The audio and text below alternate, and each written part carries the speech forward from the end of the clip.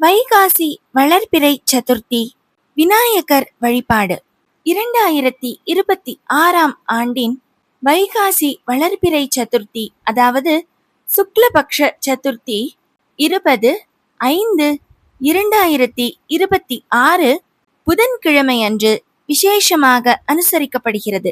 இந்த நல்ல நாளில் விநாயக பெருமானை நாம் விரதம் இருந்து வழிபடுவது சகல நன்மைகளையும் நமக்கு அள்ளி வழங்கும்.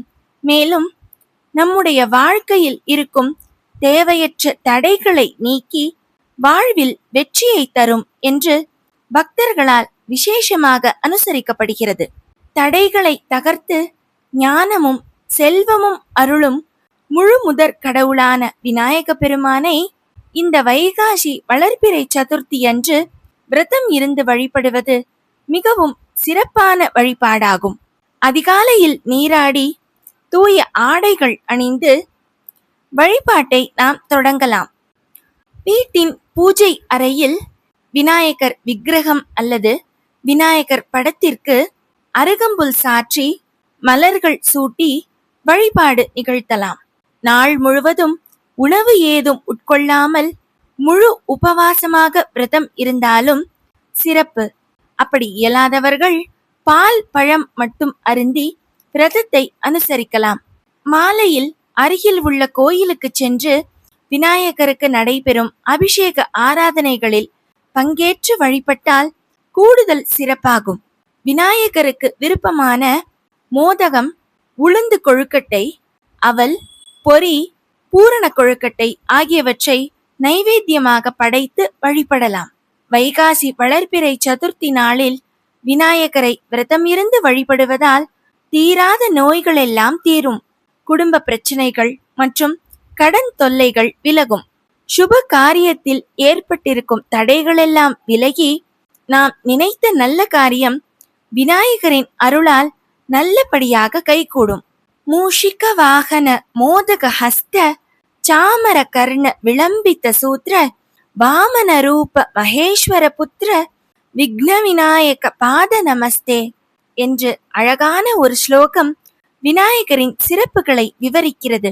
எலியை தன் வாகனமாக கொண்டவரே, தன் திருக்கரத்தில் கொழுக்கட்டையை அதாவது மோதகத்தை ஏந்தி இருப்பவரே, விசிறியை போன்ற பெரிய காதுகளை உடையவரே, நீண்ட பூணூலை அணிந்திருப்பவரே, சிறிய வடிவமாக வாமன ரூபமாக திருவுருவம் கொண்டவரே, சிவபெருமானின் புத்திரரே, தடைகளை நீக்கும் விநாயக பெருமானே, உங்களுடைய திருவடிகளுக்கு என்னுடைய வணக்கங்கள் என்று இந்த ஸ்லோகத்தின் அர்த்தம் மிகவும் அழகாக விநாயகரின் வழிபாட்டை நமக்கு எடுத்துரைக்கிறது.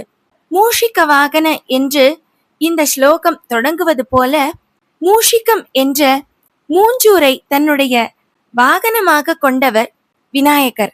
அந்த மூஞ்சூர் எப்படி விநாயகரின் வாகனமாக அமைந்தது என்ற புராண வரலாறை நாம் இப்பொழுது காணலாம். கஜமுகாசுரன் என்ற யானை முகம் கொண்ட அசுரன் சிவபெருமானை நோக்கி கடுமையான தவம் புரிந்தான்.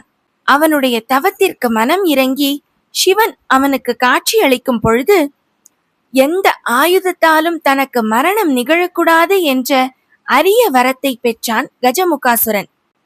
இந்த வரத்தை பெற்ற செருக்கினால் உலகிலும் தேவர்களும் முனிவர்களும் பெரும் துன்பத்திற்கு அவனால் ஆளானார்கள். கஜமுகாசுரனின் அட்டகாசத்தை அடக்க சிவபெருமானின் சக்தியாலும் அம்பாளின் அனுகிரகத்தாலும் விநாயகர் அவதரித்தார்.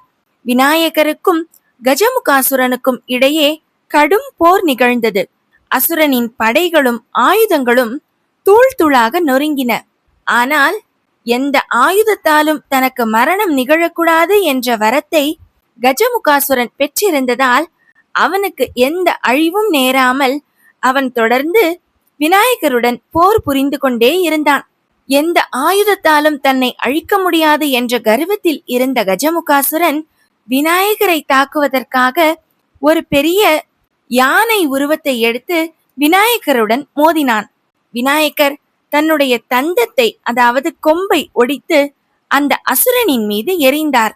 தந்தத்தின் தாக்குதலை தாங்க முடியாத அசுரன் தன் தவறை உணர்ந்து விநாயகரிடம் மன்னிப்பு கேட்டான்.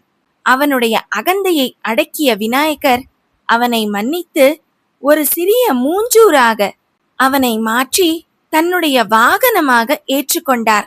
மேலும் அவனின் மீது ஏறிக்கொண்டு இந்த உலகம் முழுவதற்கும் காட்சி கொடுத்தார்.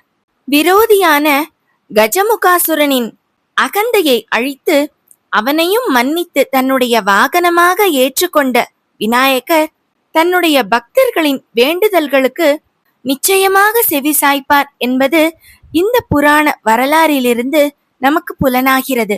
கணபதி என்றிட கலங்கும் வல்வினை, கணபதி என்றிட காலனும் கைத்தொழும், கணபதி என்றிட கருமமாதலால், கணபதி என்றிட கவலை தீருமே என்று திருமூலர் அழகாக விநாயகரை வழிபடுவது போல இந்த வைகாசி வளர்பிறை சதுர்த்தி அன்று விநாயகரின் வழிபாடை மேற்கொள்வது நமக்கு மிகுந்த நன்மையை பயக்கும்.